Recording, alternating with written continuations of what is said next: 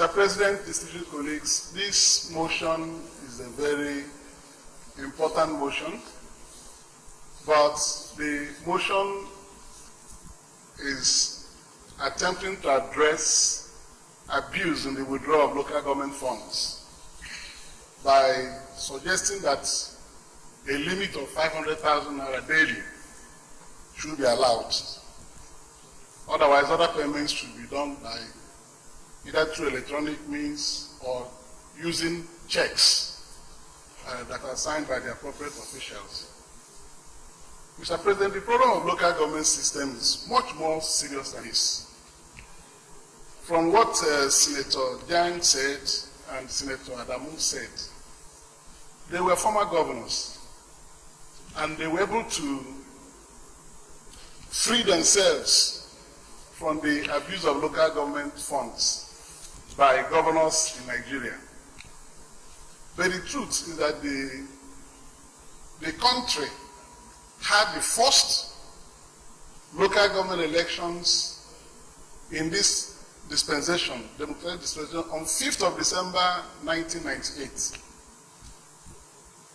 Local government elections on 5th of December 1998 was conducted by the Independent National Electoral Commission for the whole country.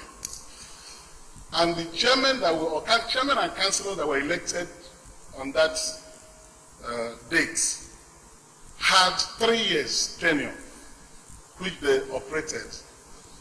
And their monies were going to them, to the accounts of the local governments from federation accounts. And these monies were not as huge as what we see today. So local governments were getting 20 million naira monthly. They pay salaries, pay other bills, and they were able to execute a number of projects. Today, huge monies go to local governments, to joint accounts of the state local government joint accounts. From there, the control over the money is taken over by the governors of the states.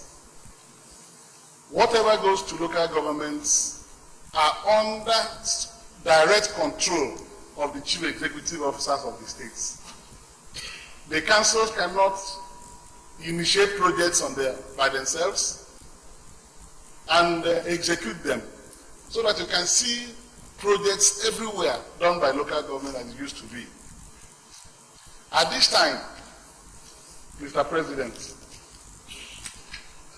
approving this motion limiting the withdrawal of 500,000 naira cash, I know it's trying to deal with the current abuse where it happens everywhere where they don't have an appropriate local government system democratically elected.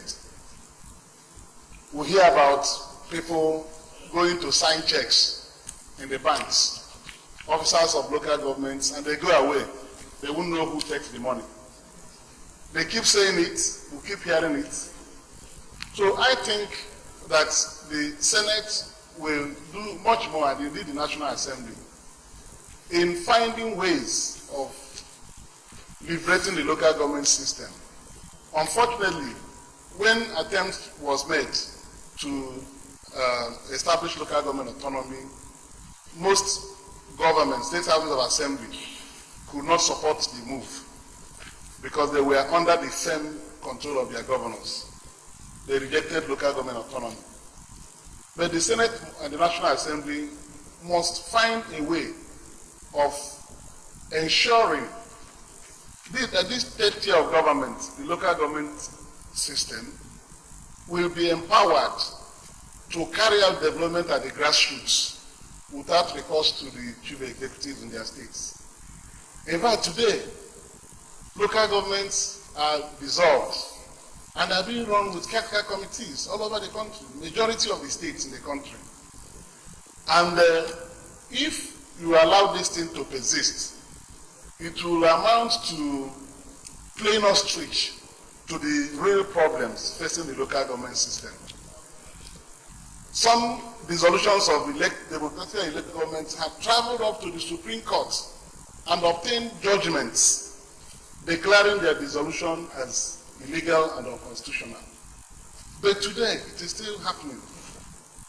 Even when we complain that those who actually try to do local government elections don't conduct any local government election, but it's still better than not doing it at all. So that the parliament should find a way of strengthening the adherence to the constitution in the running of the local governments in Nigeria. If we don't do that, it will continue to go on. Because you do this, tomorrow you are sacked. When the councils survive on appointment, who heads the council? Who becomes a caretaker committee member? The local government system is already annexed to the office of the chief executive of the states. So this thing cannot happen without restraints. We must find a way of doing that so that that's second, third tier of government, the local government system, that will address the grassroots needs of the people. The governor can do big projects, even in conjunction with support, collaboration with local governments, in trying to put funds together for projects that will be executed in the various local governments.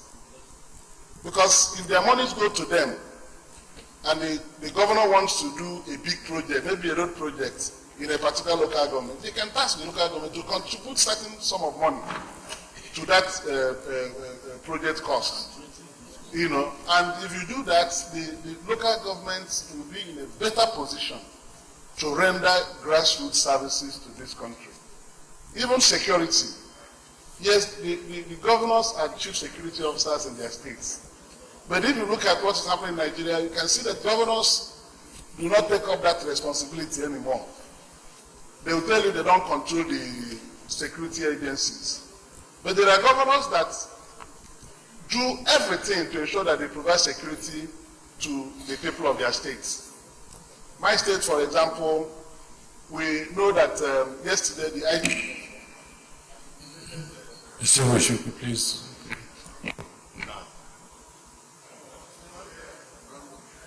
I'm saying that what I would rather support is the third prayer in this motion that spoke about strengthening democracy in the local governments.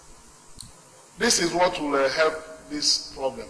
While the parliament thinks about what to do to amend the constitution and give more powers to the local government. And there's no way we can shy away from making it a provision in the constitution that any local government system that is not constitutionally set up through democratically conducted elections should not receive money from federal government, from federal allocation. If we put it in the constitution, this abuse will reduce.